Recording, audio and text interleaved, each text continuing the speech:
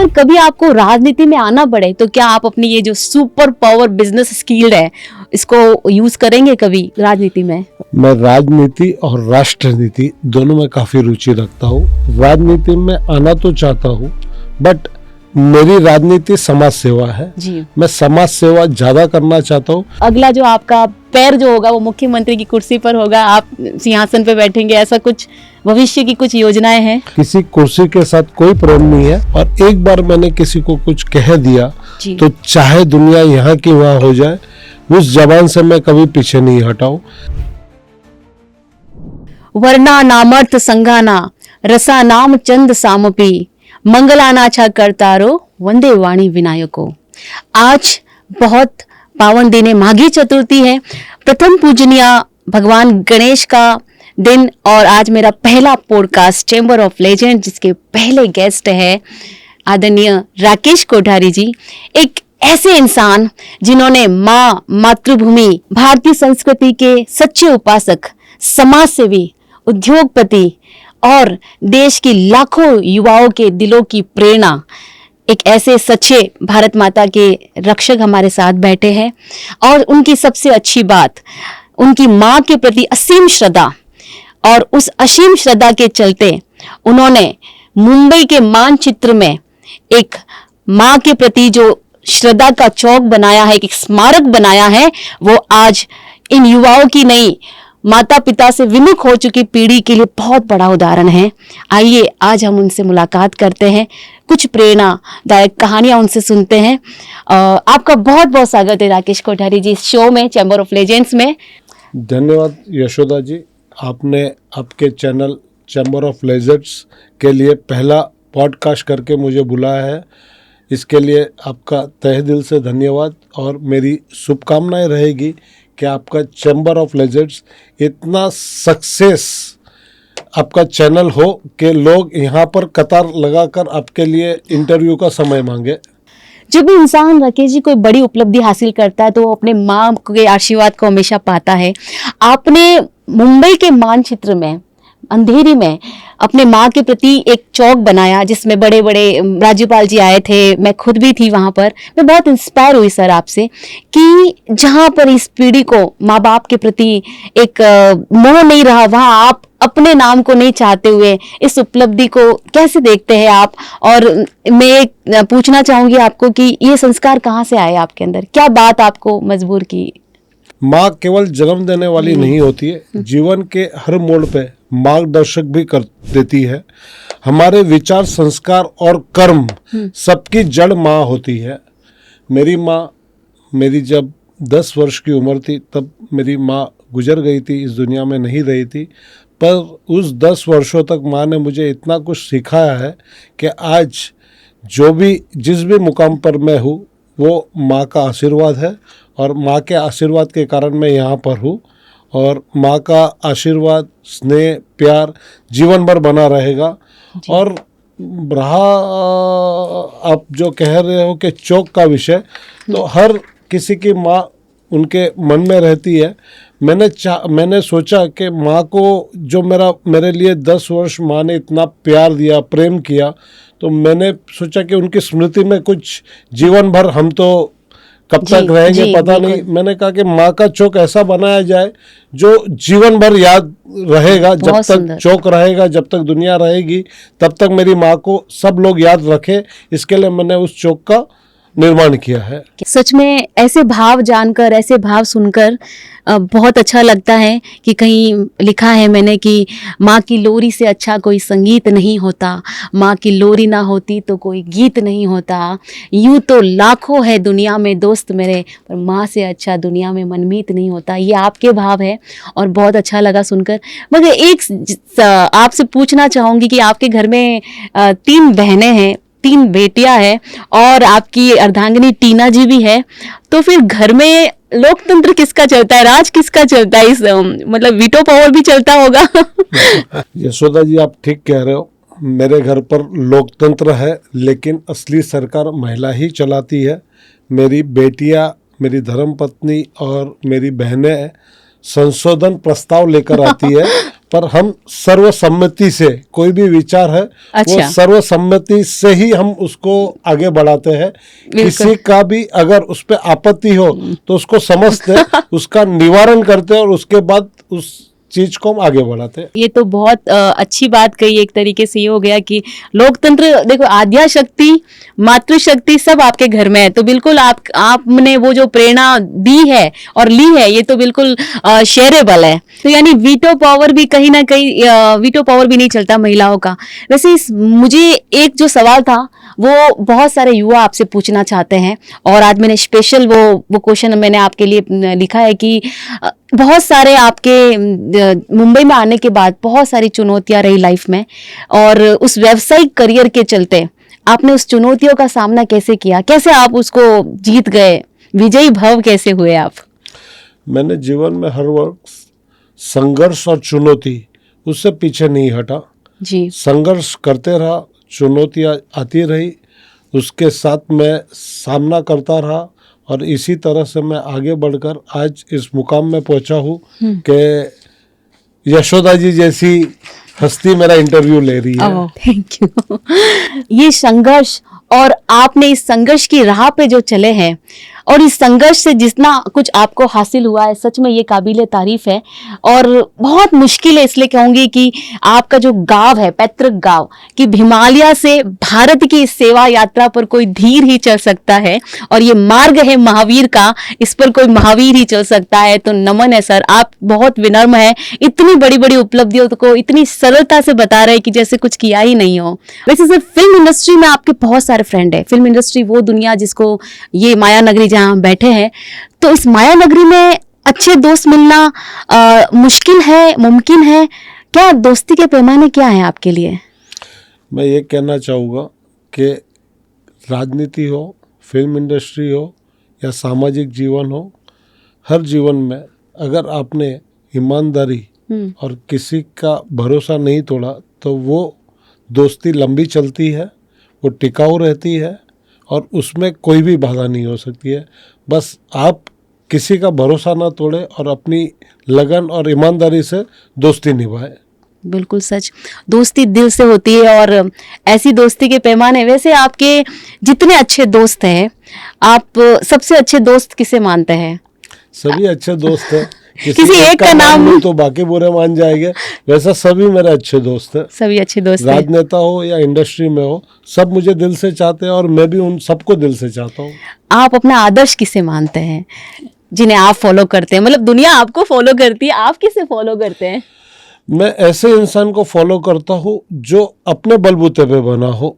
आप अगर अभिनेता लो तो विरासत में उसे प्लेटफॉर्म नहीं मिला हो, राजनीति में अगर राजनीति की दुनिया में कहूँ तो विरासत से राजनीति नहीं मिली हो, जिसने अपने बलबूते पे संघर्ष कर कर एक मुकाम हासिल किया है, वो सब मेरे आइडियल है। उनको मैं उनका मार्गदर्शन लेता हूँ। राकेश जी, महाराष्ट्र और राजस्थान दोनों जगह आपकी अच्छी पकड़ है, आपको लोग दोनों जगह बहुत मानते हैं। अब तो खैर भारत में काफ़ी आपके फॉलोवर है, तो मुझे बताएंगे कि कभी दोनों के बीच ऐसा कोई मुद्दा आ गया तो किसका पक्ष लेंगे, राजस्थान या महाराष्ट्र? यशोदा जी, काफ़ी कठिन सवाल आपने कर लिया है। राजस्थान मेरी संस्कार की भूमि है जी, और मुंबई मेरे अवसर की भूमि है जी हाँ। कभी ऐसा मौका नहीं आए, अगर कभी आ गया तो ये दोनों राज्यों को किस तरह से मजबूती के साथ जोड़ूं, इस पे मेरा कदम होगा। सर, एक चीज़ बहुत अच्छी है, आपके हर जवाब में जो ईमानदारी झलकती है ना, वो एक दिल से आ रही है, जो मैं सुन सकती हूँ सच में।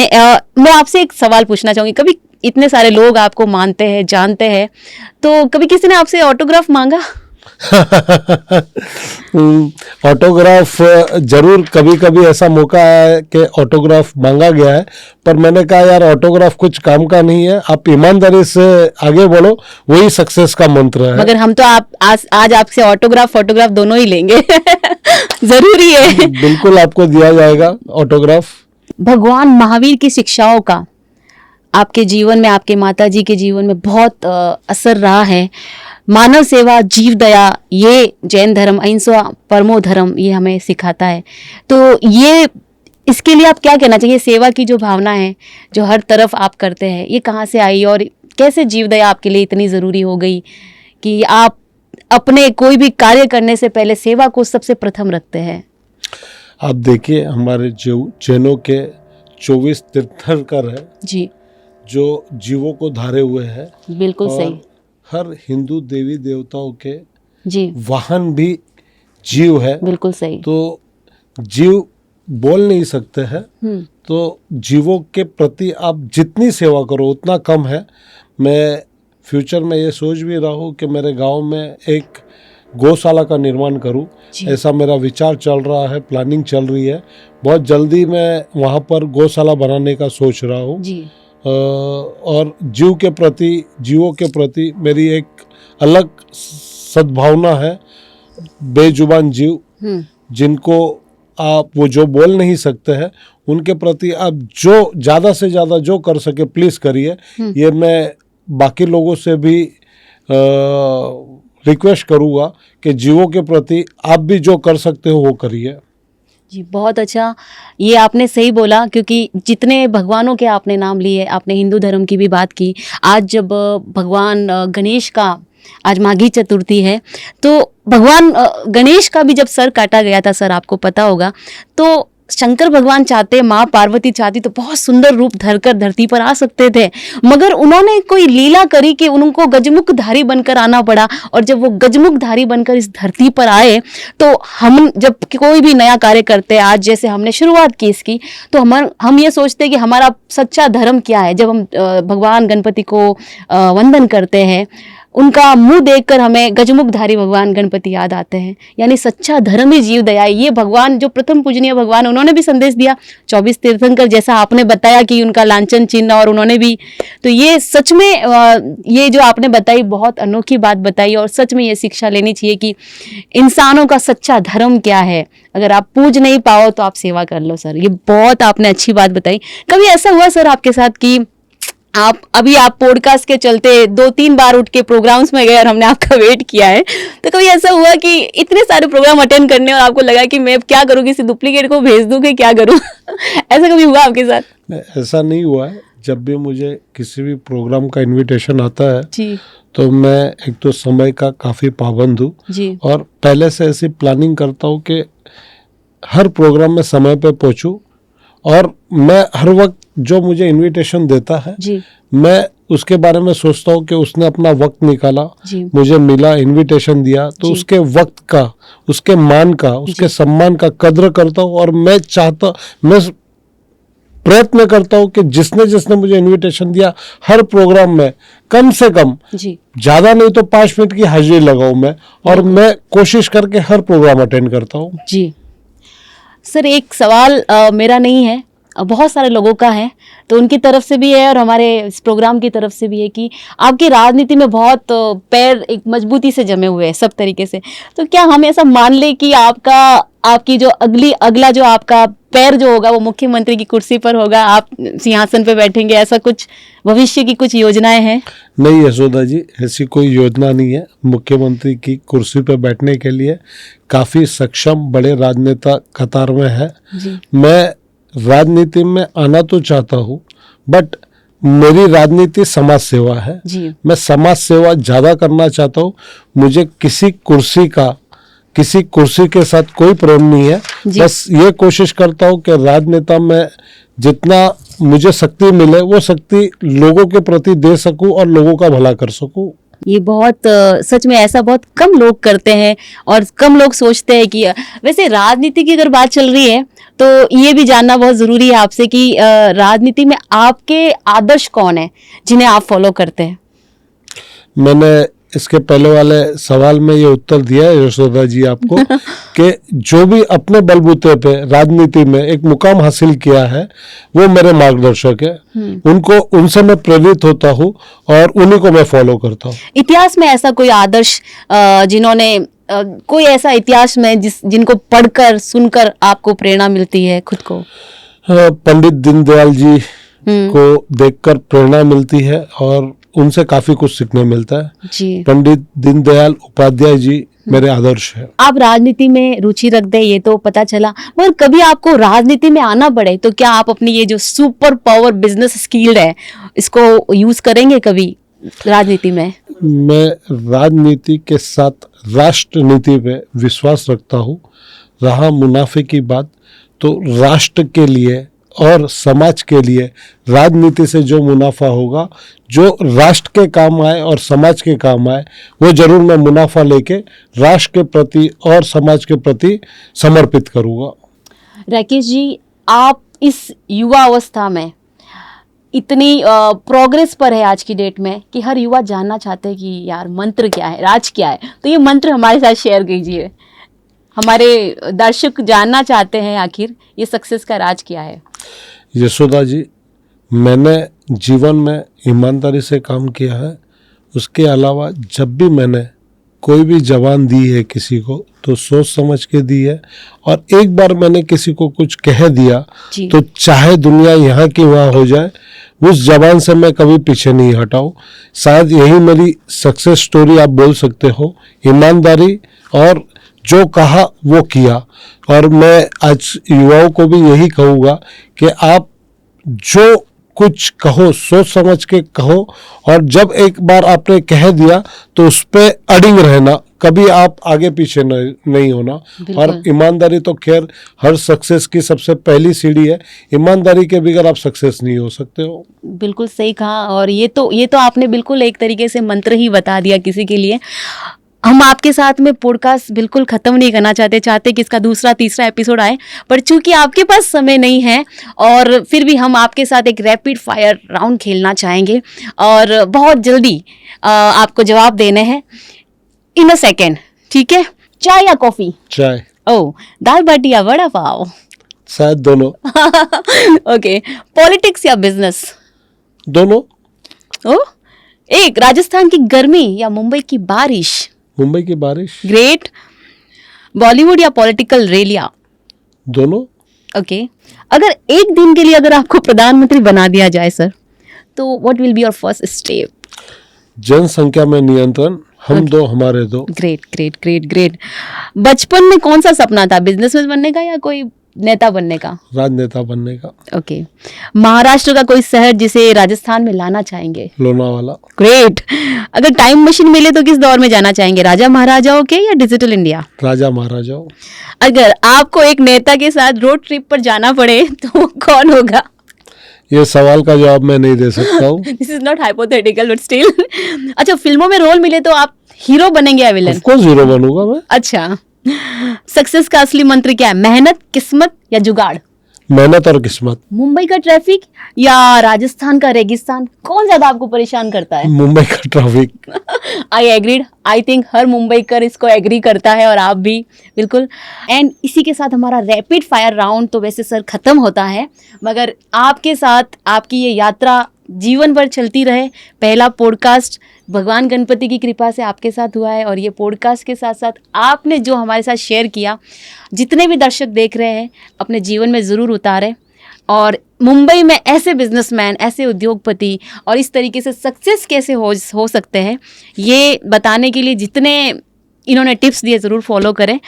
तो आज राकेश जी से हमें बहुत कुछ सीखने को मिला, ज्ञान की बातें, विज्ञान की बातें, लाइफ की सक्सेस की बातें। और उन्होंने बताया कि अपने ही लक्ष्य पर नज़र बिछा कर देख, खुद के वजूद का असर बिछा कर देख, मंजिलें तो तुम्हारे पैरों तले आएगी, मंजिलें तो तुम्हारे पैरों तले आएगी, पाँव के सामने सफ़र बिछा कर देख। बहुत सुंदर कहा। तो बहुत बहुत धन्यवाद राकेश जी, आप हमारे शो में पधारे, आपने समय दिया और आशा करती हूँ कि आप दोबारा यहाँ पर आए समय देकर। बहुत बहुत धन्यवाद। धन्यवाद यशोदा जी।